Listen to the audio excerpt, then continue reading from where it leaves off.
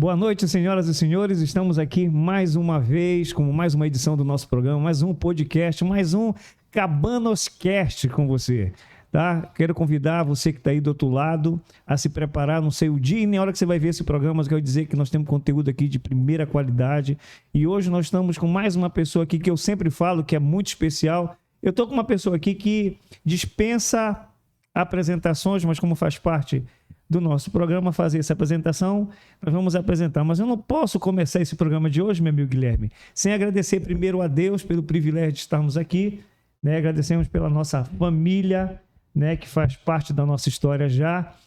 E não esquecendo os nossos patrocinadores. Mas fale alguma coisa, meu jovem.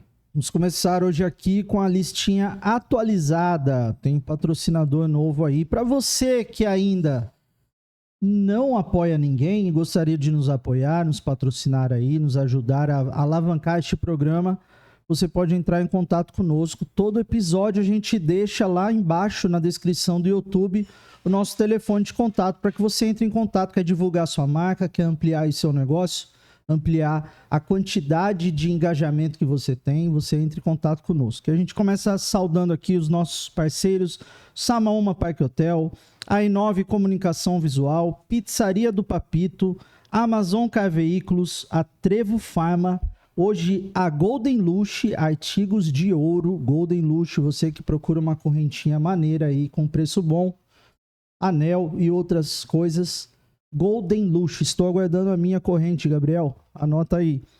E uma apoiadora nova aqui, sensação no mercado de Barcarena, Laís Salomão Estética. Você conhece esse apoiador, esse patrocinador, Salomão? Meu amigo, é a melhor que tem na região. Você quer fazer, você que vai para um evento daqui a pouco, você que está se preparando para ir para um 15 anos, para um jantar e quer preparar-se, né, para ficar com aquele rosto lindo, maravilhoso, né, fazer ali uma limpeza no rosto, fazer uma sobrancelha, enfim, ficar chique demais, como fala o nosso amigo Faísca, ficar chique, é só procurar o estúdio da Laís Salomão. E a Império da Beleza, uma loja nova, super top, com vários cosméticos, variedades, para você que busca beleza feminina e masculina, porque hoje a maquiagem faz parte de todos os gêneros, não é isso? Com Nós certeza. mesmos nos maquiamos antes dos programas, para quem não sabe, para não ficar com um rostinho de pupunha quente no sol. Então, para você que procura aí produtos de qualidade, não se esqueça, todos os links e as descrições do Instagram estarão na descrição do nosso vídeo. Eu convido você também para apoiar, você que não é um patrocinador, entre no nosso canal, deixe o seu like, compartilhe os vídeos, faça a sua inscrição, porque isso ajuda muito a gente, não é mesmo, Salomão?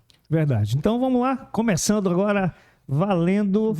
Senhoras e senhores, vamos lá, apresenta o nosso convidado de hoje, ele é da Igreja Missionária Rio Jordão, aqui na Vila dos Cabanos, a igreja que estará completando agora, dia 4 e 5 de novembro, 10 anos de existência, igreja solo, criada por ele, o nosso convidado de hoje, o pastor Joel Mota. Seja bem-vindo, pastor. Fique à vontade. Salve, salve. Paz seja com todos que nos ouvem, que a bênção de Deus venha permeando aí todos os nossos ouvintes, os telespectadores, e que seja dispersada do céu sobre a vida de cada um daqueles que se inscreverem no canal aí. Seja abençoado, uma bênção extra e adicional. Amém. Pastor, mais uma vez, obrigado pelo convite, né? Você ter aceitado o nosso convite de estar aqui conosco nessa noite tão importante e memorável para nós. A gente tem uma raiz cristã evangélica, para nós é motivo de muita alegria tê-lo aqui essa noite. Né, é isso aí. Prazer ter o senhor com a gente aqui. Estamos muito felizes, contentes pela sua disponibilidade, disposição de estar aqui conosco. Eu gostaria de começar aqui nosso programa, né, Salomão? A gente indagando um assunto aí que a gente tem comentado e que faz diferença na vida, né? Que a gente estava aqui falando na nossa prévia. A importância da igreja e a importância da palavra, a importância do envolvimento cristão hoje em dia na vida das pessoas dependentes. A gente sabe que a igreja aí tem um trabalho, né? Tem um trabalho que realiza já há algum tempo. E como que é esse trabalho? Quem que abrange as pessoas? Quem que vai atrás? Como que é? Onde fica? Eu poderia falar um pouquinho mais pra gente sobre esse assunto. É o dependente químico, né? A gente está aí vivendo esse momento no Brasil onde estão querendo fazer uma liberação de uso mínimo de droga, e eu queria que o senhor falasse um pouco, que afinal de contas, eu sei que o senhor é responsável hoje por uma instituição, né, que cuida desse tipo de pessoas, né, que são dependentes químicos, e eu queria que o senhor falasse alguma coisa para nós a esse respeito. Sim, esse é um assunto muito atual, polêmico, um assunto que tem sido pauta de muitas discussões hoje. Por exemplo, na Cracolândia, ninguém sabe o que faz com aquilo, né? Entra governador, sai governador, ninguém sabe o que faz. Internação compulsória, internação voluntária e tantas questões. Nós decidimos compreender, através da Bíblia Sagrada, a necessidade e a importância que a igreja cristã exerce e a responsabilidade que ela tem de ser alguém relevante nesse aspecto, nesse assunto. E nessa ideia surgiu há 7 anos e quase 8 anos atrás, aqui em Vila dos Cabanos.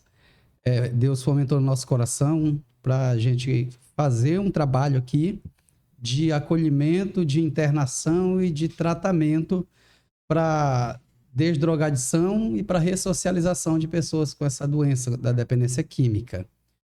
E há quase 8 anos nasceu esse projeto. Ele fica situado ali na comunidade Fazendinha, em torno de 1.200 metros ali da praia, na Rua Bandeirante, no final da Rua Bandeirante, frente à Igreja Assembleia de Deus Terra Prometida, quase no ramal do Íris. Um projeto, um espaço bem amplo que Deus nos permitiu possuirmos ali.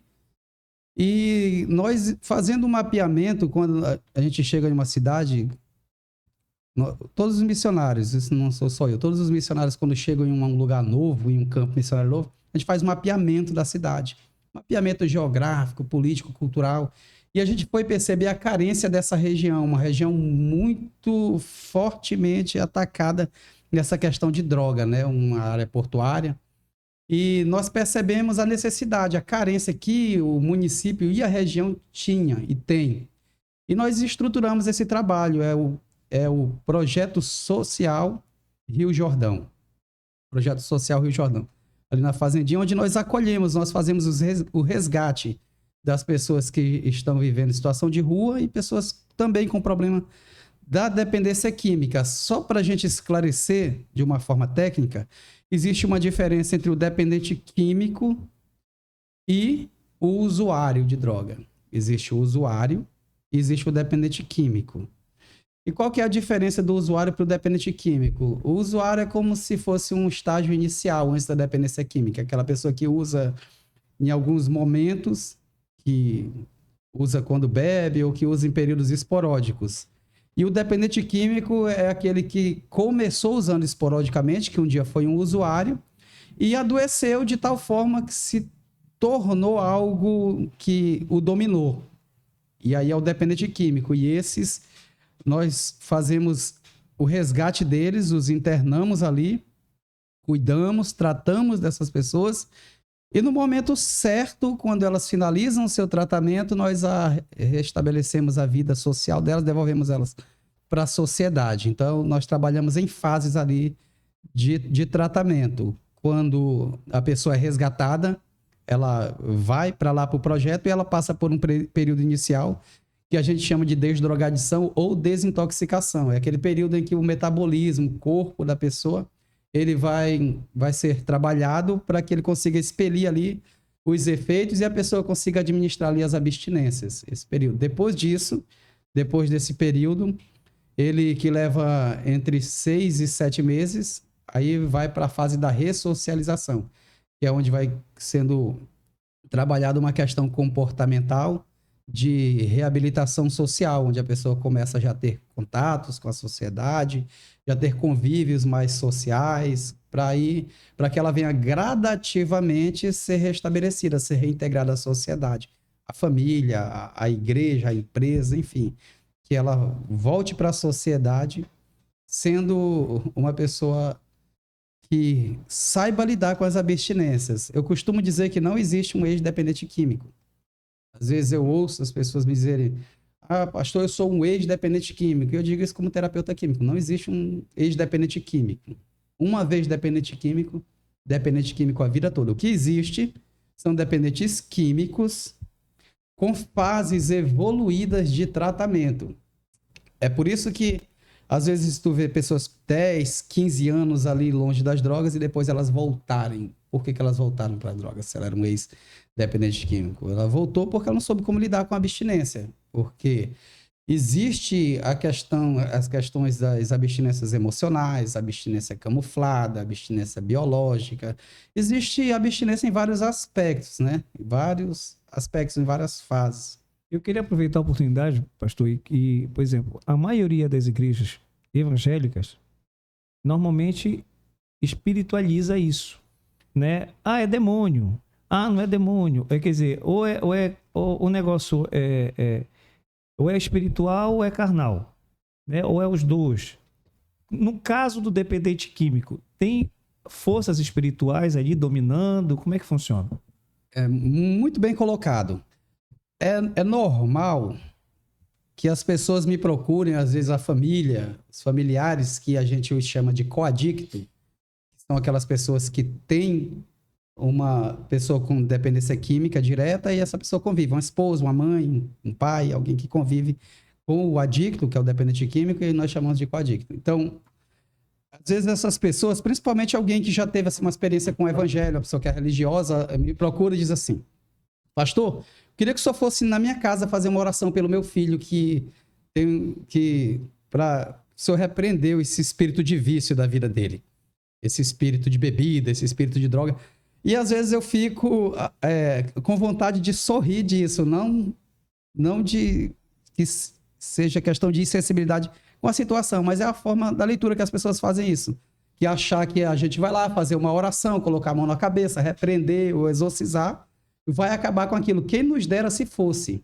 Existe até assim pessoas que exploram essa questão de associar a dependência química a essa questão espiritual e ganham com isso. Existem programas de televisão e de madrugada que oram pelas pessoas e quando terminam de orar, simulam que as pessoas ali já estão libertas ali de droga. Coisas que quem trabalha na área sabe que isso não existe assim. Porque não é um espírito. Quem nos dera coisa boa seria que fosse um espírito, que fosse um demônio que levasse as pessoas para droga, porque a gente resolvia muito fácil. Tem base bíblica, pastor? Com certeza. Para justificar que a pessoa, como as igrejas usam muito isso, né, Guilherme? Dizendo que as pessoas... é drogado é porque é um demônio do vício, é o demônio do cigarro, é o demônio da bebida, é o demônio da droga, é o demônio encosto, não é o demônio, é o encosto. É o encosto, né? É da pornografia, é o encosto disso. Bom... Tá, então vamos lá. O que acontece? As pessoas, elas pensam isso e muitas igrejas fazem isso, as pessoas fazem isso às vezes na sua ignorância. E quando eu digo ignorância, eu estou falando assim, de desconhecimento. Uhum. As pessoas fazem isso por não ter um conhecimento técnico sobre o assunto. A dependência química é uma questão de saúde. É um problema de saúde. Como é que funciona isso? O apóstolo Paulo, ele pega essa questão dos vícios, de bebedice, de pornografia, de prostituição, e ele cataloga isso como obra da carne. Gálatas, capítulo 5, a partir do versículo 17. Ele pega isso e percebam, ele não coloca isso como resultado do mundo espiritual, ele coloca isso como obra da carne.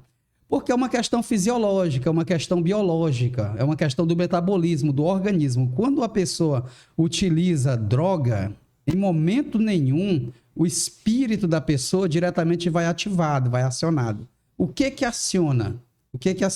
O metabolismo, o organismo, é o corpo que recebe. E aquilo que o corpo capta e o corpo recebe, que o corpo recebe essas sensações oriundas do uso da droga, leva nitidamente a compreender que é uma questão física, uma questão de saúde, uma questão da carne. Então, as obras da carne, como é uma questão de problema biológico de saúde, é tratado com coisas que são naturais. Então, não existe um espírito de bebida, ainda que toda sorte de pecado ela é secundariamente atribuída ao mundo espiritual. Os demônios podem influenciar de forma opressiva no ouvido da pessoa, colocando uma tentação, oferecendo condições ou seduzindo. Mas é uma questão física, da carne, é uma questão de saúde. E é assim que deve ser tratado o corpo, o próprio organismo. Por isso, ninguém vai conseguir orar com a mão na cabeça de alguém que tem essa questão que luta contra a droga e essa pessoa vai deixar de sentir vontade de usar droga. Até porque, eu repito, ninguém vai deixar de sentir vontade de usar droga uma vez ela tendo sido usuária. Uma pessoa que é usuária de droga, em qualquer momento que tiver uma emoção mais forte, uma adrenalina mais forte, uma decepção, um desânimo, um desgosto, qualquer frustração, automaticamente vai ser acionado gatilhos dentro da sua memória que vem como fonte de serotonina o desejo da droga, desejo da drogadição. Por isso deve ser tratada no âmbito psiquiátrico, psicológico, terapêutico e físico a questão da droga. E em todos os aspectos é para ser tratado como uma questão de doença mesmo. Ou Se fosse uma doença, outra comum. como uma doença, como outra comum. Osteoporose, gastrite. Exatamente. Com uma doença dentro Pressão, dessa... pressão, marxismo, normal, esse tipo de doença, entendeu? Então, é sempre importante frisar que alguém que tem problemas de drogadição, ela deve ser encarado o problema como uma questão de saúde. Por isso, existem reações do mundo espiritual ou ações do mundo espiritual que conduzem a pessoa a um ambiente de tentação. Mas o tratamento, ele não é um tratamento só espiritual, ainda que exista uma influência de terapias que são espirituais, que corroboram para que o indivíduo que está em tratamento de droga, ele abra a mente dele, ele abra o coração para que o evangelho traga uma renovação da mente. Mas existe a priori, por isso que eu disse aqui no começo, eu disse que é uma questão que nós tratamos da desdrogadização. Sim. Ou da desintoxicação. Por quê? Porque o primeiro passo é que o indivíduo ele tenha condições mentais de decidir sobre o tratamento, sobre a vida dele. E na influência de droga, ninguém é capaz nem de aceitar Jesus na influência de droga. Então, ainda que ele consiga aceitar Jesus, mas vai continuar lutando com aquilo. Então, é possível que o cara aceitou Jesus, está caminhando para a igreja, e ele continue com essa luta, que se for espiritualizada, dificilmente ele vai conseguir vencer. Agora, a partir do momento que isso é tratado, é dado nome, entendeu? A doença, ao problema, que é uma questão de saúde pública ou de doença, vamos dizer assim.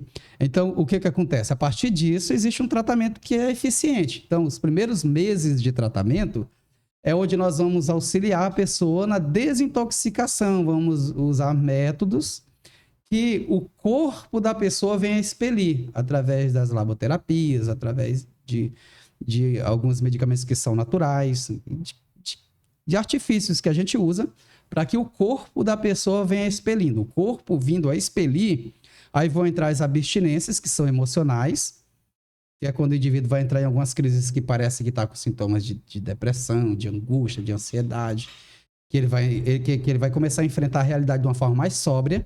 Aí, nesse momento, ele entra em um patamar que o trabalho, o tratamento agora é com questões emocionais. E, nesse momento, ele é conscientizado da fase que ele está vivendo. Até que, no campo das emoções, ele consegue superar, que é essa fase que entra o que a gente chama de... que o indivíduo vai tomar o chá de jatobum. Que o indivíduo começa a perceber que a família dele precisa dele, que o filho dele precisa, que a esposa precisa, e ele começa a criar um senso de responsabilidade, que é essa abstinência emocional. Coisa que ele não tinha outrora. Nunca teve, nunca precisou ter, porque todo mundo aprendeu a se virar sem ele. Só que nesse momento que entra essa abstinência emocional, o metabolismo dele foi desintoxicado, e agora ele vem por uma luta no campo da mente dele, aí ele começa a entrar esse complexo de responsabilidade. Que sem ele o filho morre de fome, a mulher morre de fome, o pai morre de fome, que as pessoas precisam dele.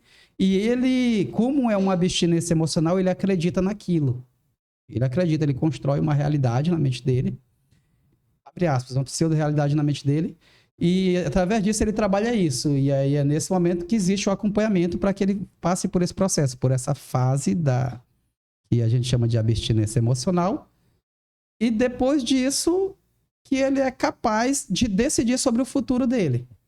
Por que nessa fase aí as pessoas fogem tanto dos centros? Porque geralmente elas são confrontadas de uma forma não muito inteligente na maioria dos casos. Existem muitas terapeutas, o que acontece? Quando É você- obrigado a ficar ou não? Como que funciona essa questão aí? Existem clínicas, internações compulsórias que só existem por decretos judiciais, né? No nosso caso, não. No nosso caso, é um trabalho totalmente evangélico, totalmente cristão. Nós não usamos medicamentos controlados deles, com exceção daqueles que já chegam lá e já são medicados e fazem tratamento com CAPS, que também nós temos um acesso. Agora, no geral, o tratamento é evangélico. Então, eles aprendem a fazer aquilo que nós chamamos de realinhamento. Nós acreditamos assim. Vou entrar em um outro assunto para justificar esse. Nós acreditamos, os cristãos acreditam que o ser humano, que o homem é tricotômico. Nós somos seres tricotômicos. O que é a tricotomia? Tricotomia é uma pessoa, um homem, um ser humano, ele ser composto de corpo, alma e espírito. Então, o ser humano é feito de corpo, alma e espírito. E a linha do tratamento cristão para dependência química é exatamente dentro dessa direção. Nós acreditamos que o indivíduo que está perdido, que está na dependência química, ele desalinhou. Imagine essa sincronia. Imagine um homem, por exemplo, vou dar um exemplo aqui de um relógio. Imagine que esses 3 ponteiros de minuto, de hora, minuto e segundo, ele seja a composição do relógio. E um desses 3 ponteiros para. O que vai acontecer com a hora? Vai atrasar, vai dar problema. Vai dar problema, não vai funcionar. Uhum. A mesma coisa é o ser humano, corpo, alma e espírito. Se cada corpo, alma e espírito, funciona como um ponteiro desse relógio. A droga, ela tem o poder de impactar diretamente todas as 3 esferas do ser humano. Corpo, alma e espírito. Corpo, alma e espírito. Um tratamento evangélico cristão, nosso tratamento cristão para restaurar, para restabelecer o estado natural do indivíduo, pré-drogadição, o que nós fazemos? Nós reabilitamos o indivíduo no seu estado natural, trabalhando para recompor seu espírito, a sua alma e o seu corpo. Então, quando o indivíduo está recomposto, corpo, alma e espírito, que os 3 estão andando em sintonia, corpo, alma e espírito, ele está pronto para qualquer batalha da vida dele. E só para esclarecer alguma dúvida sobre o que é corpo, alma e espírito, né? Para que não fique subentendido, o corpo é a estrutura, o metabolismo, o corpo físico, essa carcaça que as pessoas veem, o corpo biológico. Essa carcaça do Salomão aí. Pronto, Isso, essa carcaça. lindo. Bom, a carcaça do Salomão. Então tá lá, vamos lá. Então essa estrutura física, ela é o corpo. O que é a alma? A alma é a parte que concentra os desejos, sentimentos, sensações, as emoções. Aquilo que popularmente as pessoas chamam de coração, não no sentido como órgão. Por exemplo, meu coração está apertado, meu coração está quebrado, meu coração está machucado. O coração como essa fonte de sentimentos. Isso é a alma do indivíduo. Essa parte de sensações, de desejos, de sentimentos, isso é a alma. E o que é o espírito? O espírito é a psique, a inteligência, a mentalidade, a parte divina dentro do ser humano, dentro do homem. Isso é o espírito. E pastor, não é como se fosse fazer um reset na vida do cara. Não, Porque aí porque eu imagino assim, quando nós somos feito por Deus, foi uma pessoa perfeita, um ser humano perfeito. E no meio da caminhada foi acontecendo as coisas, amizades, influência, uma série de coisas aí. E a pessoa foi para esse caminho do mundo das drogas e que mesmo com essa lei sendo criada e querendo permitir que use uma quantidade, seja lá... 100 gramas. E parece que 100 gramas não é nada, né? 100 gramas, o cara fica rico vendendo de 100 em 100 gramas. Né? Então, existe uma quantidade que a pessoa pode usar e que não é um perigo? Não tem existe. como. Não tem como. Primeira questão, vamos parar para pensar sobre isso, essa interferência do judiciário nesse assunto. É um assunto que mexe muito com a gente, porque a gente trabalha nessa área dá uma frustração, dá uma vontade de desistir. Eu fico imaginando, né? Porque você está lá fazendo um trabalho para tirar essa pessoa do vício, da droga, né? Um trabalho descomunal, porque não é fácil, né? Lidar com dependente químico, eu imagino que deve ser muito difícil, porque um dependente químico ele destrói a família, né? Dele e dos outros. Né? Então, assim, é uma situação muito complicada. E aí vem uma lei como essa, quer dizer, permitindo que as pessoas se tornem viciadas, se tornem drogadas, e o trabalho vai multiplicar. E quem era para fazer esse trabalho com essas pessoas era para ter o governo para estar fazendo isso. Quer dizer, em vez do governo criar uma lei para acabar, criando uma lei para que as pessoas possam usar. Então, é uma contradição muito grande. O que é que acontece? Já o próprio pressuposto da liberação da maconha, ele já nasce de um pensamento errado. Imagine o seguinte: o tráfico de droga é proibido aqui no Brasil, sim ou não? Sim. Tráfico de droga é proibido. Aí se libera o uso de 100 gramas, até 100 gramas. Liberam o uso, que detalhe. Lei é para ser feita pelo Poder Legislativo. Essa lei aí veio pelo Judiciário. Essa lei foi feita pelo STF. Já está errado. Não preciso dizer mais nada, a gente vai até sentar para poder não cancelar aqui o canal. Vou não entrar nesse mérito, mas tá. Vamos voltar para cá. Então imagine o seguinte: você libera para o uso recreativo, você libera para o uso, o indivíduo quer usar, para ele usar, mas o tráfico é proibido, ele vai comprar de quem? O governo que vai... Para te entender que eu vou na esquina comprar ali na farmácia. Já parte de um pressuposto. Se a farmácia te vender, ela está traficando. E o tráfico é crime. Então é crime a venda e descriminalizar o consumo. Aí o consumidor que vai usar legalmente, ele vai usar legalmente algo comprado ilegal. Então vai lá na boca de fumo. Ele vai na boca de fumo. A boca de fumo é crime. O traficante é crime vender. Então, peraí. O camarada vai lá, compra 100 gramas. Ele é pego lá na boca de fumo. Com ele não acontece nada porque ele é um usuário e o cara se ferra lá. Pois tem que sair de algum lugar. A droga que ele vai consumir tem que sair de algum lugar. E essa fonte que vai fornecer para ele... É ilegal. Entendeu? Como parte já de um pressuposto errado. E imagine que o indivíduo com 100 gramas e pega de 100 em 100 gramas para poder vender. Ele pode pegar 100 gramas para quem conhece que é 100 gramas de maconha. Ele sabe que dá de fazer aí pelo menos uns $30. Uns 30 papelotes aí com 100 gramas, entendeu? Ele pode vender de 100 em 100. Então, em outras palavras, eu ainda não entrei na questão mais profunda. Isso aí já vendendo de forma legal. Já virou, já é legal. Porque se pegarem ele vendendo, mas ele tiver até 100 gramas, ele está legalizado a venda. O tráfico foi legalizado. Agora eu pergunto, interesse de quem? Quais os interesses por causa disso? Quem se beneficia? Quem ganha com isso? A saúde pública? Quem ganha com isso? São os traficantes. Quem ganha com isso de verdade, entendeu? Pois é. Eis aí a questão, né? E os traficantes, né? É isso que vão se dar bem, porque aí tem um alinhamento ideológico. Os traficantes têm um alinhamento ideológico, aí fica a critério da imaginação de quem quiser ouvir. Mas eu ouvi falar a respeito desse assunto, não defendendo, mas ponderando, é que existiam muitos casos no judiciário de porte de drogas. E esses casos, eles atrasavam muitos processos mais importantes, né? Se eu não me engano, mais de 1 milhão de processos de usuário de droga, gente com porte baixo de droga, né? Por isso que estava em discussão, ainda está em discussão, né? Foi pedido vista o voto no STF para analisar isso, para gerar uma aceleração dentro do judiciário com causas, vamos supor, mais importantes, né? Mais significativas. Mas querendo ou não... Certo. A questão que eu te faço é o seguinte: as pessoas importantes, esses políticos aí que são importantes, né? Esse caso de, por exemplo, o camarada, esse presidente, ele deixa em janeiro, ele entrega a presidência. Em março ou abril já reviraram tudo da vida dele e dos apoiadores dele lá. Um tempo recorde.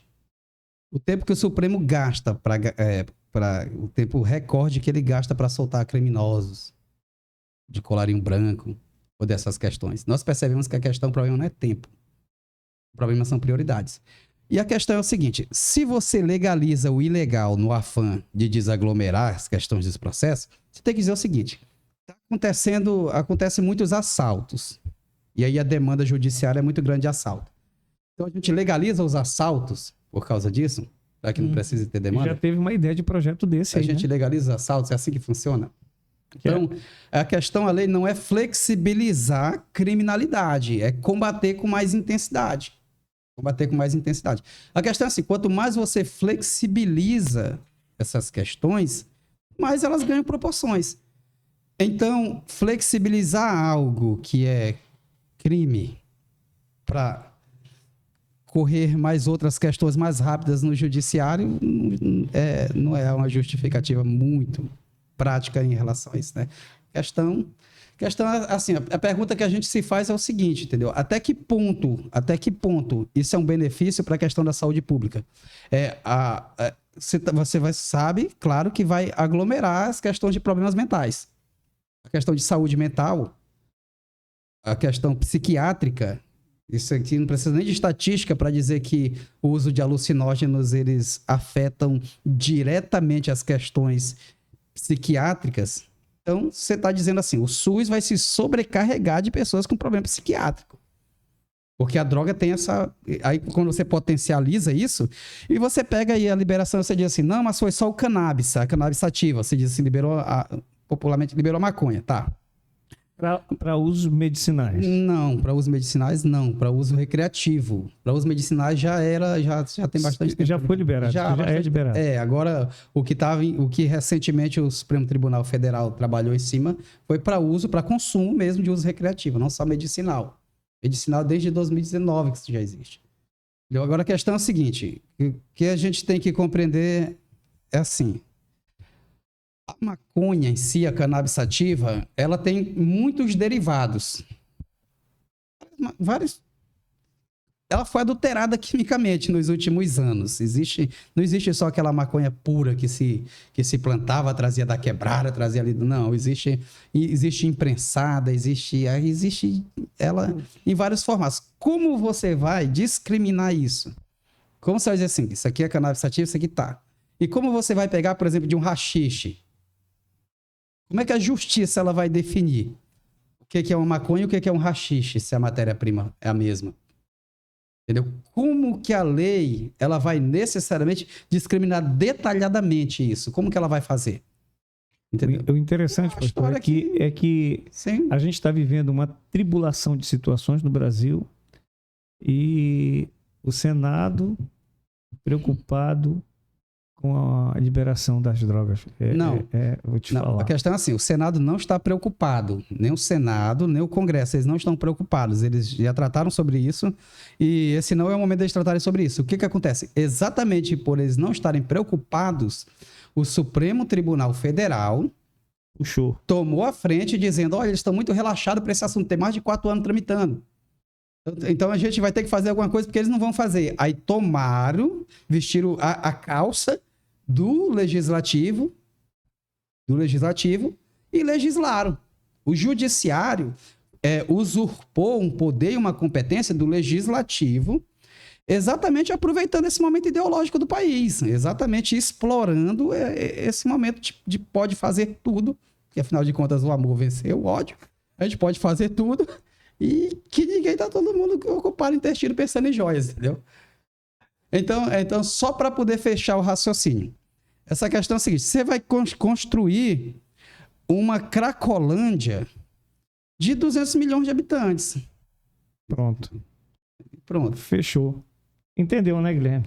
De mais ou menos. Mas tudo bem. Vamos mudar um pouco o cenário, senão vai ser um programa de droga. Quem estiver assistindo vai pular o canal. Vai achar, o que é isso aí? Vai ligar para cá e... É o Drogados Anônimos? Mas olha, esse tema é muito importante. Que bom que a gente tocou nesse assunto. Né? Muita gente hoje aí também está preocupado. São mães e pais, né, que ficam preocupados demais com essa área aí. Mas, pastor, eu queria mudar um pouco o mesmo tema. E eu queria falar de uma pessoa, já que a gente está falando, por exemplo, de amor de pai, amor de mãe, preocupação de pai, né, dessa questão do amor, eu quero falar de uma pessoa na Bíblia que é um homem segundo o coração de Deus. Quero falar sobre esse homem chamado, esse rei, né, Davi, que tem como frase para ele, homem segundo o coração de Deus. Ele era esse cara mesmo, que a gente possa falar que ele é homem segundo o coração de Deus. Afinal de contas, ele pegou a mulher de Urias. Davi, ele foi um homem segundo o coração de Deus, isso é fato, que a Bíblia diz isso. Agora, qual a definição de segundo o coração de Deus? O que de fato é ser segundo o coração de Deus? Vamos ver o que a Bíblia diz, para a gente não ficar conjecturando, né? 1 Samuel, porque é livro. Quando é carta, se diz primeira. Quando é livro, primeiro. Quando é carta, primeira. Só tem primeiro ou primeira. Só tem macho e fêmea na Bíblia. Não tem negócio de... Então, já entendi. Só macho e fêmea. Entendeu? Só macho e fêmea na Bíblia. Que passar disso é de... enfim. Mas diz aqui, 1 Samuel, capítulo 13, versículo 14, diz: porém agora não subsistirá o teu reino, já tem buscado o Senhor para si um homem segundo o seu coração, e já lhe tem ordenado o Senhor que seja chefe sobre o seu povo, porquanto não guardastes o que Deus te ordenou. Claro. Aqui é Samuel conversando com Saul. Saul tinha desobedecido. E Samuel chega para dar um cheque nele.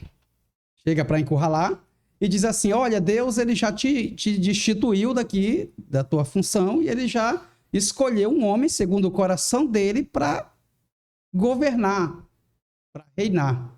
Era um homem segundo o coração de Deus que supriria a necessidade da cadeira monárquica de Israel, para ser rei, para reinar, para ordenar, para comandar, para administrar, para gerir a nação de Israel. Então, eu tenho ouvido de muitas pessoas que Davi era um homem segundo o coração de Deus pela sua sensibilidade espiritual, ou porque ele era alguém que se arrependia quando errava, e são coisas totalmente opostas. Amoroso. Pois é. Deixa eu fazer alguma reflexão para te poder entender que não tem nada a ver com isso. Primeira coisa, Davi era um homem do coração endurecido.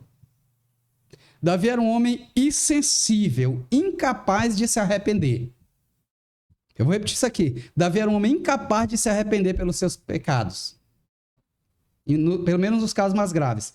Para te ter uma ideia, quando Davi ele adulterou com Batseba, a mulher de Urias, que esse sim era um homem sensível a Deus e fiel aos propósitos de Deus e dos seus relacionamentos. Quando Davi adultera com a esposa dele, que depois Davi manda uma carta, que era uma sentença de morte pelas mãos do próprio Urias, para Joabe, para que ele fosse abandonado no meio de uma guerra e posteriormente morto, Davi volta para o palácio, e ali ele volta para casa, volta para o palácio, o indivíduo morre, e depois Davi continua a vida que segue, resolvi os problemas. O que acontece? Deus precisa levantar o profeta Natã, segundo Samuel capítulo 15, a partir do versículo 12. Deus levanta o profeta Natã e diz para Natã: vai lá no palácio, coloca o dedo no nariz daquele camarada, daquele rei, e diz para ele, conta uma parábola para ele. E depois que terminar de contar a parábola, aponta o dedo no nariz dele e diz: é tu adulterou, tu fez, tu errou e a espada de Deus vai ser contra ti. Se Deus não levanta o profeta Natã para ir na casa de Davi, colocar o dedo no nariz dele e expor o seu adultério, até hoje ninguém saberia disso. Até hoje. Então, o arrependimento precisa ser produzido antes das consequências. Depois da consequência, é um arrependimento pela casa ter caído. Então, eu me entristecer pela condenação do que eu fiz é diferente de eu me entristecer pela prática do que eu fiz. Consegue entender a diferença disso? Então, Davi não se arrependia por ter feito. Davi sentia-se mal por agora ele ter que atar com as consequências. Então, isso não é arrependimento. O arrependimento é uma sensação de contrição baseado no desejo moral de consertar o que eu fiz. É tanto fato isso que eu estou dizendo que a lei estabelecida por Moisés dizia que se uma mulher ficasse viúva, ela teria que casar com o familiar mais próximo do seu esposo. fosse um irmão, se não tivesse um irmão, fosse um primo, tio, algum parente. É só olhar para a história de Ruth que vai entender o parente remidor ali, Boaz, para poder entender melhor isso aí. Como a nora do próprio Judá, um filho de Jacó, filho de Israel. Então, o que acontece? Batseba, a partir do momento que ela ficou viúva, que seu esposo morreu, era para ela ter procurado um parente remidor. O que Davi faz? Pega ela e traz para dentro de casa, para cima da cama dele. Leva para cima da cama dele. Então ele vai, agora, a partir vai pegar o pecado e vai desfrutar do pecado por todos os dias, por todas as noites da sua vida. Ele vai desfrutar do pecado. Ele traz o pecado para dentro de casa para desfrutar do pecado o resto da vida, infringindo uma lei, infringindo a lei de Moisés. Então, que sensibilidade espiritual um homem desse tem? Eu pergunto, nesse aspecto disso do pecado. Aí alguém diz, mas pastor, é um homem segundo o coração de Deus? Sim, e eu vou explicar o porquê. Porque quando Samuel entrega o recado de Deus a Saul, dizendo que Deus tinha colocado um segundo o coração dele, nós precisamos entender que o cargo não era para pastor, o cargo não era para apóstolo, o cargo não era para bispo, o cargo não era para sacerdote, o cargo era para gerir a nação de Israel. Para ser um rei, para administrar segundo a vontade de Deus. E Davi foi esse homem, segundo o coração de Deus, porque fez uma administração extraordinária em Israel. Então, a arte de administrar bem, de gerir bem, de gerenciar a nação, de governar, de reger a nação, a arte de fazer com que a nação prosperasse, se defendesse, prevalecesse sobre os inimigos, porque era um guerreiro exímio, Davi, prevalecesse sobre os inimigos, estratégias de guerra, de administração financeira, de questões cultural, das cerimônias, das liturgias, do temor a Deus, da nação de Israel, aí sim. Então ele era um homem segundo o coração de Deus. Que base que Deus tinha para dizer que era um homem segundo o coração dele? Aí eu vou te explicar. Quando Deus ele escolhe Davi, é assim. Pai de Davi, Jessé, ele chega para Davi e diz assim, Davi, era tempo de guerra, os irmãos mais velhos dele estavam lá no campo de guerra contra os filisteus, e o pai de Davi, Jessé, chama Davi e diz assim, olha, vai lá no campo de guerra, no campo de batalha onde estão teus irmãos, pega aqui esses queijos, pega esses pães, e leva, e sai, entrega para os capitães de 50, para os capitães de 100, e aí eles vão deixar tu passar, chega nos teus irmãos, entrega isso aqui para eles e vê como é que eles estão. Traz notícias da saúde, se estão bem, como é que estão, e volta. O que Davi era? Um pastor de ovelhas, sim ou não? Sim. Então a Bíblia diz assim, e Davi acordou cedo de madrugada, pôs um guarda sobre as ovelhas, e saiu e foi até com seus irmãos. Então aqui, escute isso aqui que eu vou te dizer. Ele era o pastor de ovelhas do seu pai. Aí o seu pai diz, agora tu vai ser também meu menino de recado e vai lá nos teus irmãos. Ele abandona o curral com as ovelhas aqui? Não.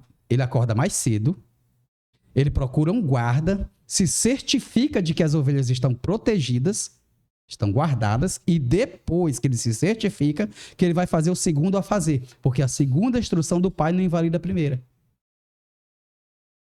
Então ele era um homem segundo o coração de Deus, porque Deus poderia colocar uma segunda tarefa que não invalidava a primeira. O cuidado, o zelo que ele tinha com as ovelhas de Jessé simbolizava o cuidado e o zelo que ele teria pelas ovelhas da casa de Israel. O que Jesus disse? Sede, pois, fiel no pouco, que no muito eu te colocarei. Então, Davi, ele era um homem segundo o coração de Deus pelo zelo que ele tinha. E ele era capaz de morrer por uma ovelha, de correr atrás, tomar da boca do leão, tomar da boca do urso, rasgar, puxar pela barba, partir no meio. Ele dava vida pelas ovelhas. Então, esse cuidado refletiria nos cuidados que ele teria pela nação de Israel. Como o rei de Israel era o homem segundo o coração de Deus. E pastor, sabe o que é interessante? Que Salomão era filho de Betseba. Filho de Betseba, o segundo filho.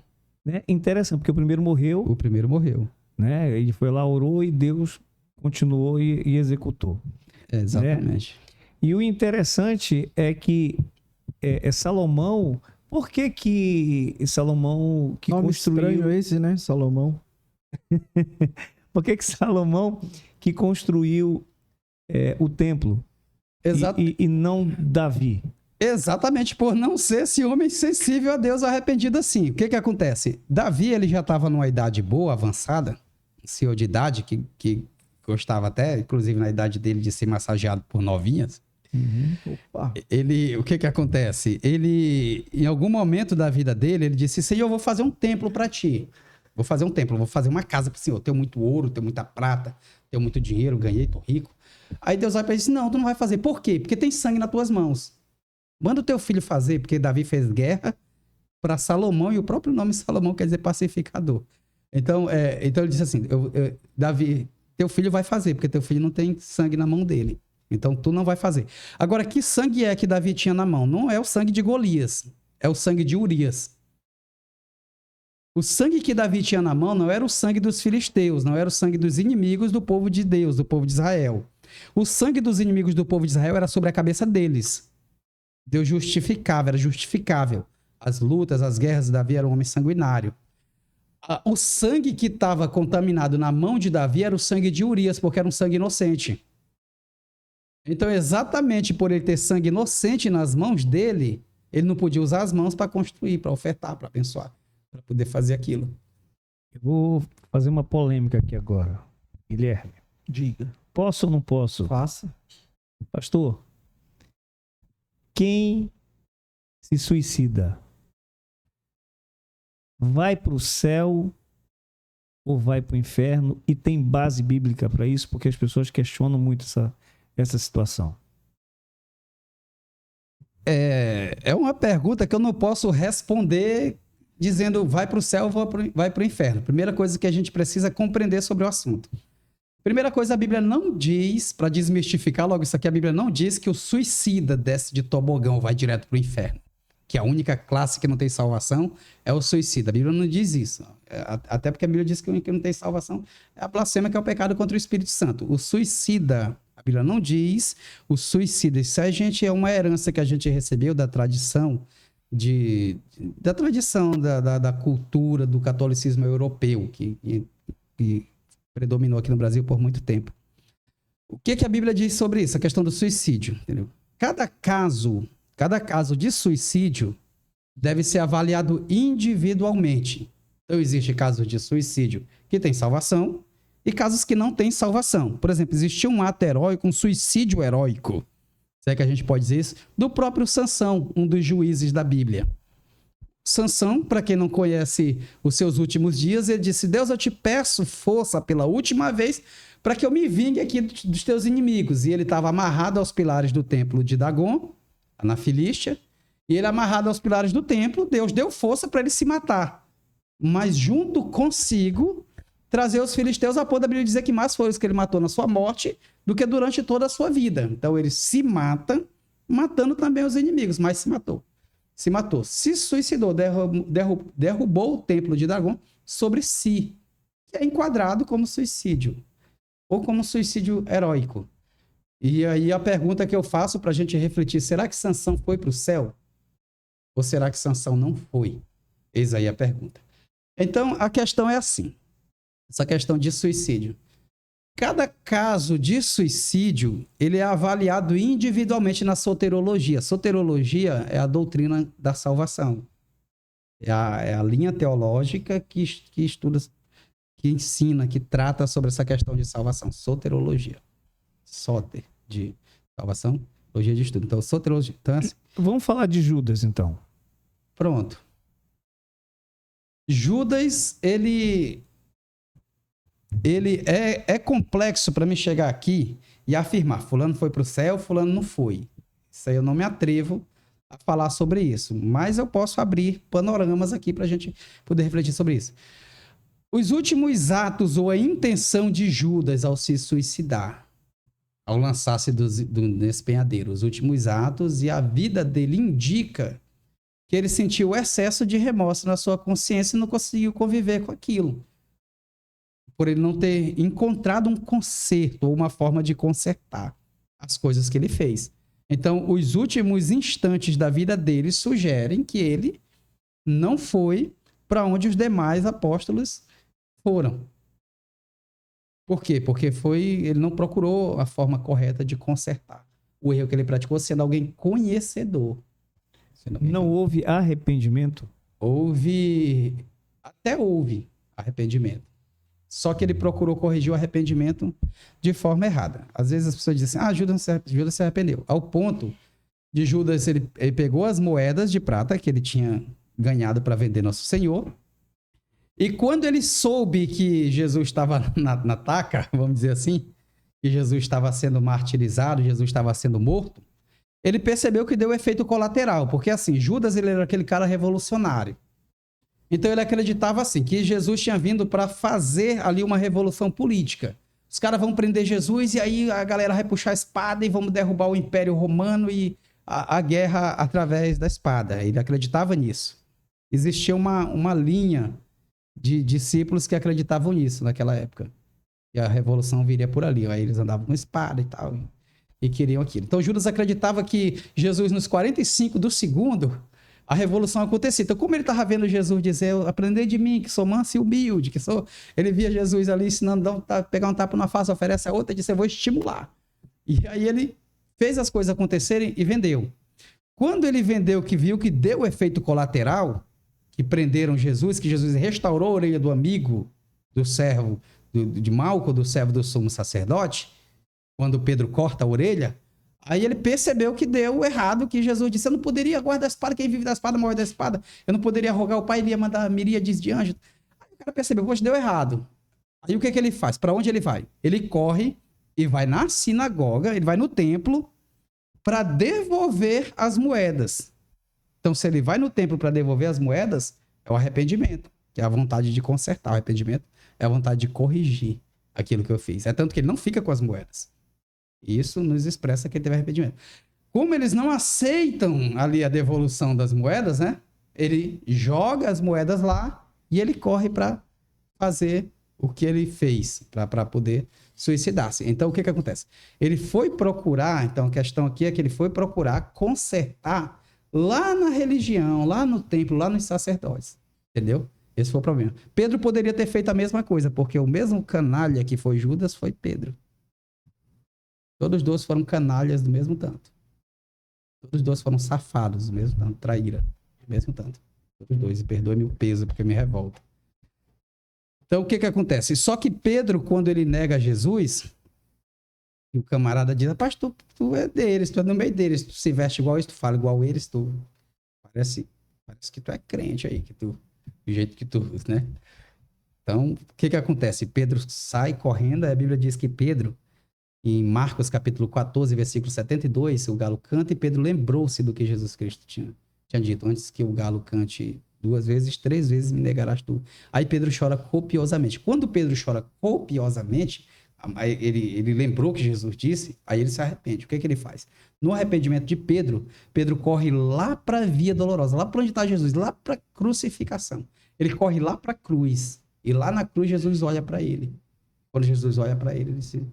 Por quê? O que acontece? Pedro se arrependeu e foi procurar na cruz, foi procurar em Cristo. Judas se arrependeu e foi procurar na religião. E posso abrir um parênteses para dar um conselho aqui? A religião não tem solução para o nosso arrependimento. A religião só tem protocolos. Só Jesus, só a cruz dele tem o poder de nos redimir dos nossos erros e dos nossos pecados. E uma questão aqui para a gente também entrar em outro assunto. Hoje em dia se fala muito em igualdade de gênero, questão homem e mulher, né? E a maioria das pessoas crê que a Bíblia ela tem uma linguagem mais machista, né? Sempre pautada em homens e tal, tudo na questão do gênero masculino. Como que o senhor identifica isso hoje em dia, o poder da mulher em si ao longo da história? E hoje em dia, para que elas tenham os mesmos direitos nossos, né, dos homens, porque elas também são pessoas inspiradas por Deus e etc. Tiveram papéis importantes ao longo da história.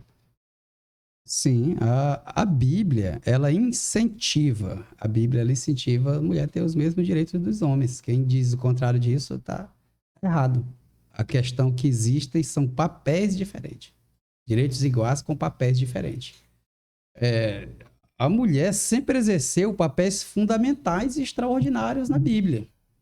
fundamentais, ao ponto dela fazer falta. Quando Deus vai... Só o próprio pressuposto da conjectura, do raciocínio de Deus, quando elaborou a mulher, já foi exatamente por perceber a importância dela. A Bíblia já começa tratando de mulher sobre a importância dela.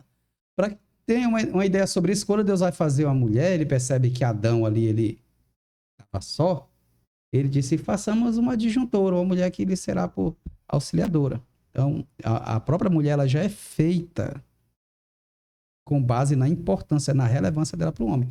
Essa questão, existe uma questão cultural, por exemplo, naquele período, no período em que a Bíblia estava sendo escrita, a cultura era uma cultura machista, mas a Bíblia em si, não. A Bíblia em si, ela não traz esses pesos. O que ela traz são diferenças de papéis. Por exemplo, ela diz assim, que a mulher é submissa ao homem. Aí o que acontece? As pessoas transliteram essas palavras. Ela pega a expressão submissão e trazem isso com a impressão de inferioridade, né? De submissa, como se fosse alguém que é escrava, né? Que é escrava, e não é. Essa expressão submissão, sub quer dizer dentro. Não quer dizer sempre embaixo, quer dizer dentro, sub. Submissa quer dizer dentro da missão.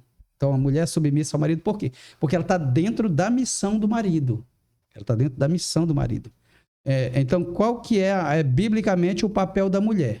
É oferecer ao marido, com suas habilidades, com seu talento, com a sua sensibilidade, com a sua percepção, é oferecer ao marido condições para que ele execute, para que ele exerça a missão que Deus deu para ele. Então, a missão de Deus é sempre para a família. Aí o que acontece? Deus dá papéis diferentes para cumprir uma missão igual. Então, a mulher é submissa porque ela está dentro da missão do marido. Por exemplo, Deus disse para Abraão, sai da tua terra, da tua parentela. Aí Abraão leva Sarai, que era sua esposa. Então, Abraão leva Sarai, sua esposa, e ela oferece a ele as condições e dá a ele um filho, e é assim que funciona. Biblicamente, as mulheres, elas tiveram papéis diferentes, mas sempre papéis honrados. Em alguns casos, por exemplo, no livro de Juízes, capítulo 4, tu encontra o papel de uma mulher chamada Débora, juíza, chamada Débora, que ela era conselheira, guerreira, juíza, esposa e profetiza essa mulher. E ela vai liderar a nação de Israel. Olha o tamanho dessa mulher. Em um período do regime teocrático. O próprio Deus regendo o povo, entendeu? O próprio Deus, o governo era teocracia, Deus regendo o povo, e o próprio Deus se relacionava diretamente com ela, instruindo ela, aconselhando, orientando ela a orientar. Deus conduzia o povo através de uma mulher. Então, não existe essa questão de biblicamente, de incitar o machismo. Existem pessoas que fazem interpretações machistas, como existem pessoas que fazem interpretações feministas, como existem pessoas que fazem interpretações, abre aspas, neutras, entendeu? Mas a própria Bíblia não. Ela coloca importâncias iguais com papéis distintos. Sim. E um assunto que a gente estava até conversando antes do senhor vir aqui para o nosso estúdio, trocando novamente de assunto, né, Mr. Salomão? Hoje em dia, lá na igreja, na sua comunidade, com outros pastores, com outros amigos aí, né? Como vocês têm lidado com a juventude na questão das relações sexuais, do relacionamento sexual, a busca por prazer? A gente sabe que a base bíblica é o sexo após o casamento, né? Mas hoje em dia isso é taxado mais ou menos como caretice, né? E a gente vê que muitos jovens têm se envolvido cada vez mais em relações amorosas aí de tudo quanto é tipo. O famoso bacanal, né? Aqui em Barcarena, né, Salomão? Como que tem sido o papel da igreja? Como vocês têm lidado com isso hoje em dia para instruir? A questão, ela hoje culturalmente, né, no meio dessa questão dessa revolução cultural que a gente está atravessando, tem sido um pouco mais complexo por causa da vasta variedade que existem como opções dentro de igrejas para a juventude. Então, hoje é assim, pegando um pouquinho pesado aqui, vai para ali. O que acontece? Nós decidimos entender o seguinte: a Bíblia ela não é ultrapassada e nem moderna. A Bíblia é eterna. A Bíblia traz valores eternos. Ela não é um livro do passado e nem é um livro do futuro. Ele é um livro eterno. E serve em todos os tempos. Então, nós sempre usamos os padrões bíblicos. Nós optamos por manter a juventude da igreja enquadrada nos padrões que são bíblicos. Mas o jovem tem linguagem de jovem. Precisa compreender a linguagem do jovem. Mas eu acredito piamente, pela minha experiência que eu tenho, experiência eclesiástica, de que os jovens hoje, que procuram a igreja hoje, eles já não procuram mais tanto a igreja para continuarem nessa prática dessa vida, assim, de uma vida de irresponsabilidade sexual. Hoje eles devem continuam por aí. Quando eles procuram a igreja, eles estão abertos, pelo menos na maioria, estatisticamente, dos jovens que frequentam a igreja, eles estão abertos, a mente deles está aberta para nos ouvirem. A gente tem todo um cuidado de usar a linguagem que eles entendem, de usar estratégias que eles entendem, metodologia que eles entendem, mas sem dissolver, sem diluir o evangelho para flexibilizar valores, que são valores bíblicos. Então, até a questão do namoro, a gente procura ter uma certa cautela, instruí-los sobre isso, para que evitem ao máximo terem contatos isolados e ambientes que fiquem isolados. E acaba que conversando de forma muito aberta com eles sobre esse assunto, sobre os efeitos disso. A gente sempre procurou deixar isso muito aberto, porém, sem relativizar os valores que são bíblicos. Então, os que ficam, os que permanecem, eles permanecem realmente com boa intenção. Por isso nós não temos um número tão avantajado de jovens na igreja. Mas os que estão, os que frequentam e os que participam, os valores são sempre sólidos porque são inegociáveis. E com isso você consegue ter um bom resultado. Porque se você tiver 10 jovens aí querendo viver levianamente, você tem desgaste à toa com 10 jovens. O papel da igreja não é relativizar os padrões bíblicos. O papel da igreja é acolher as pessoas oferecendo conhecimento dentro desses padrões. Isso, a gente tem lutado por isso. Se for eu não tenho uma preocupação de avolumar números na igreja. Como eu não tenho uma dependência financeira da igreja, por eu não ter uma dependência financeira da igreja, eu tenho essa vantagem. Eu não vivo da obra. É uma excelente vantagem, né? Eu não vivo da obra. Comparado a outras, porque os números hoje em muitas organizações é o principal, né? Exatamente. Aí, aonde eu entrar agora, olha, teologia da prosperidade. E eu vou falar logo de uma contradição que eu vejo muito aí, Guilherme, pastor. É assim, nós estamos mais para perto do fim do que do começo. Já estamos mais para lá do que para cá, da vinda de Cristo. Acho até engraçado o Cláudio Duarte que faz essa brincadeira, né? Pelo tempo que ele já saiu de lá, já deve estar para chegar, né? Mas a gente vê ainda assim, pastores fazendo projeto para a construção de megas igrejas, templos gigantescos,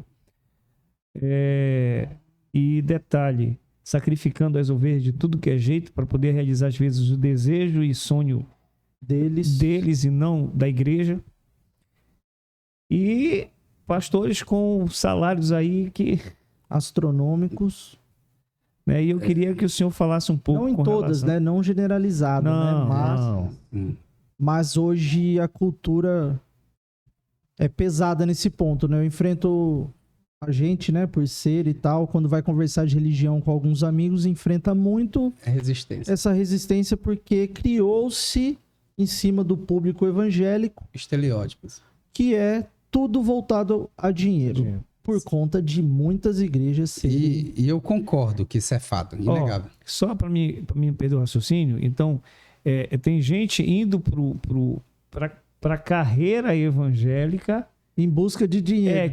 O que era para ser uma missão, tá virando profissão.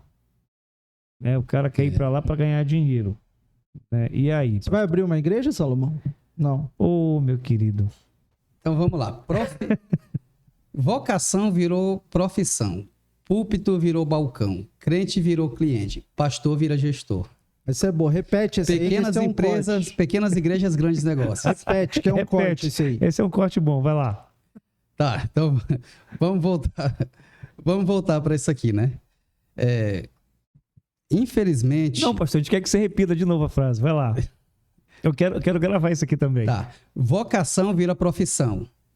Púlpito vira balcão. Pastor vira gestor e crente vira cliente. Pequenas igrejas, grandes negócios. Falta fazer um comercial.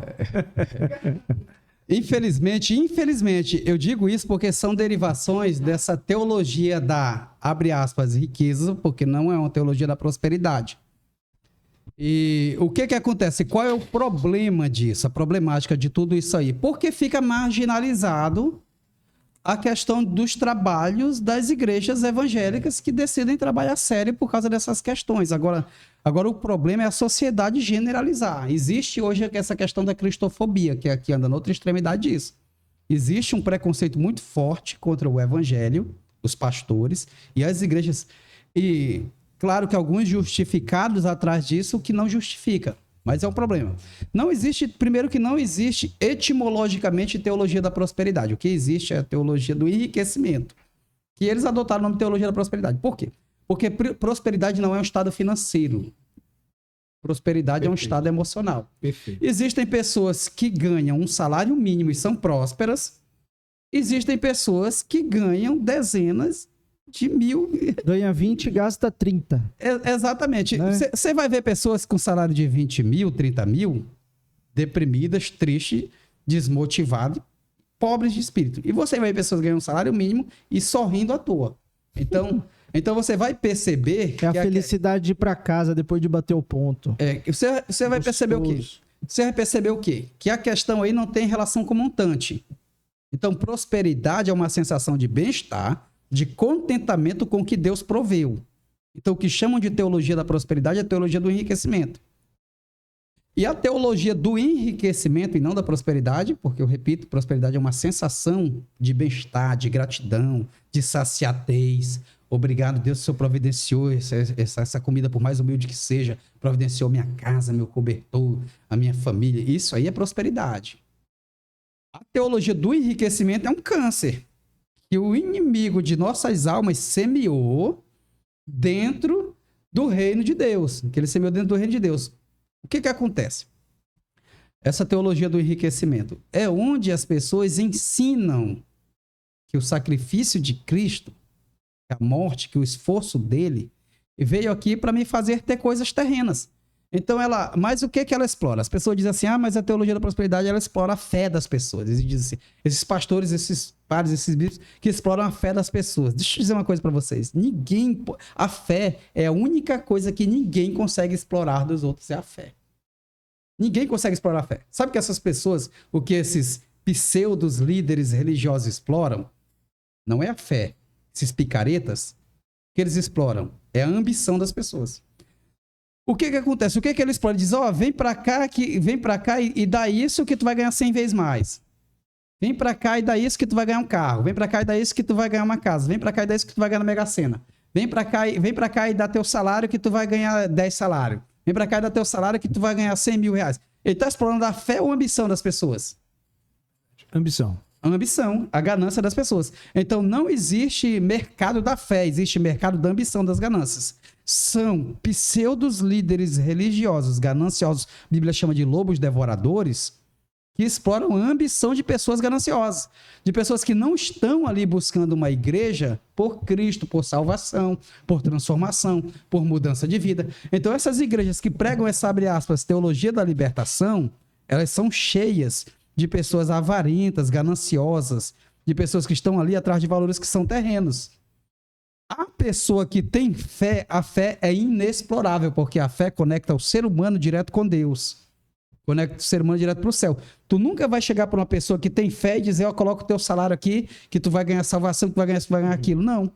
Sempre são pessoas gananciosas que encontram outros mais gananciosos que exploram a ganância dessas pessoas. Então é assim que funciona. Levando aqui o nosso programa para a reta final, né, Salomão? A gente tem uma pergunta aqui que foi feita por um seguidor no Instagram nosso, que pergunta o que te inspirou a tomar essa decisão de ser missionário, né?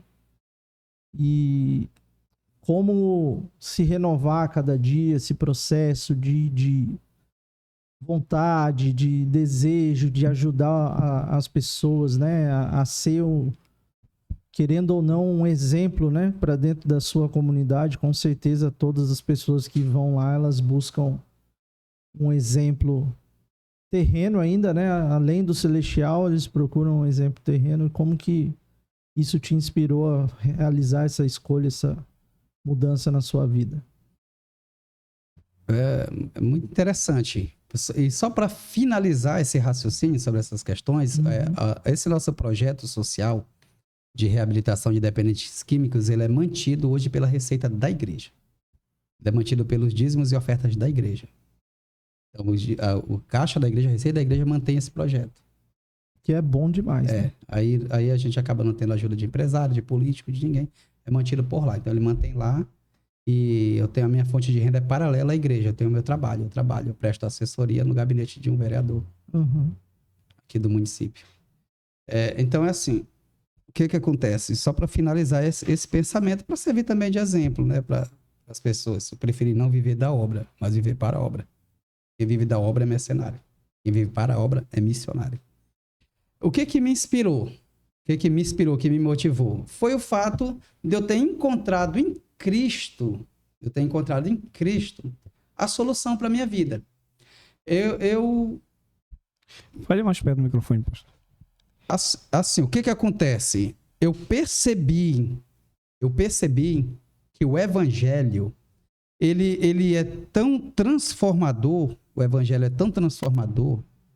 o poder de Deus, quando ele age na nossa vida, ele é tão transformador, que ele transforma a nossa mentalidade, ele transforma a nossa mente, ele traz uma nova visão de mundo, uma nova percepção. Então, eu acredito que é impossível alguém ser impactado pelo poder de Deus, pelo evangelho, e ele guardar isso para si, ele armazenar isso para si.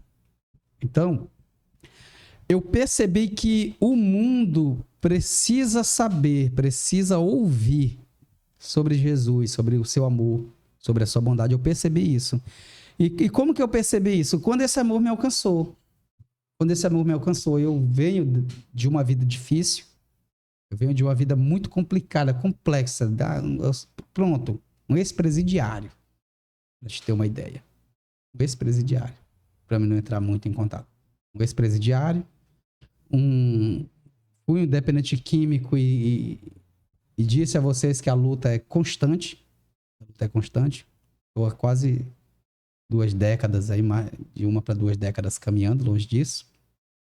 E percebi que esse poder que me transformou milagrosamente, me tirou de uma depressão, de pensamento suicida. Eu percebi que isso é grandioso demais para me guardar isso comigo como biografia, como histórico só para minha vida. E como eu não tinha uma vida, eu estava vivo, mas eu não vivia, não tinha uma vida, porque eu era oprimido por isso, né? Tive esse problema com droga, esse problema com a minha conduta social, até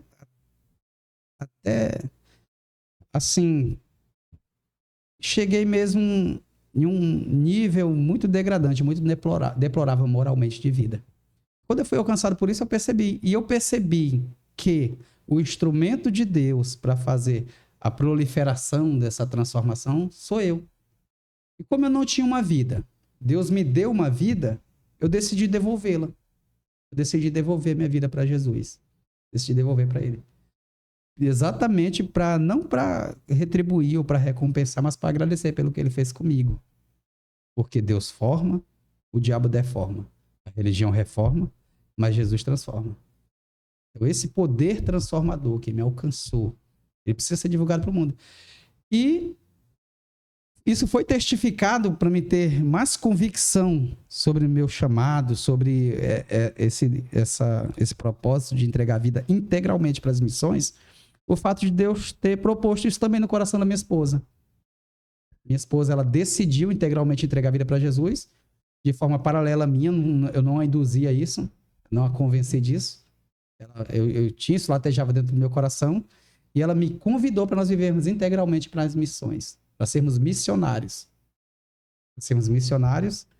E nós começamos aí a missões, nós acabamos chegando aqui em Barcarena como missionários, nós não somos daqui.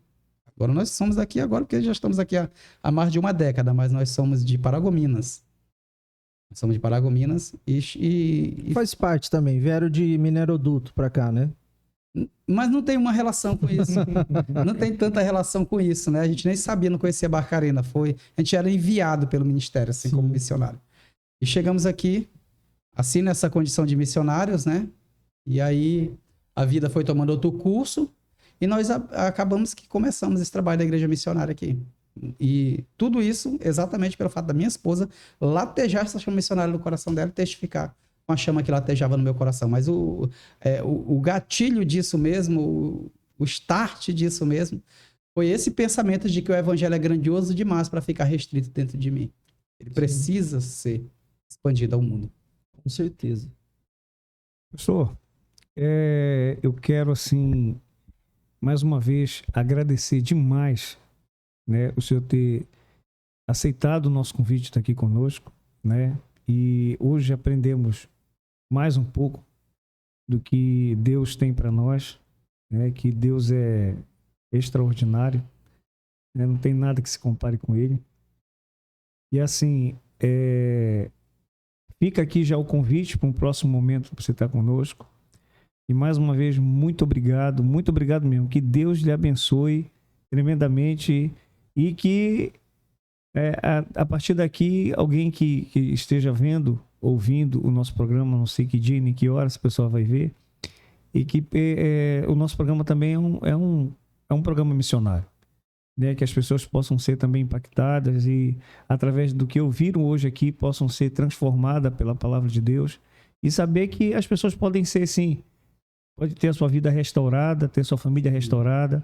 A gente entende que esse caminho que a gente falou muito aqui, com relação ao caminho da droga, muitas das vezes é um caminho sem volta, mas existe uma solução, sim. E a solução é Jesus. Que as pessoas possam se encontrar com Jesus. E a forma que as pessoas têm de conhecer Jesus é através de um canal como esse, é através das pessoas, é através dos pastores, é através dos missionários, das pessoas que entregam o seu caminho para Jesus. Então, eu acredito que muitas pessoas que vão ouvir e vão ver esse programa vão ser impactadas, sim, por Deus através da sua vida.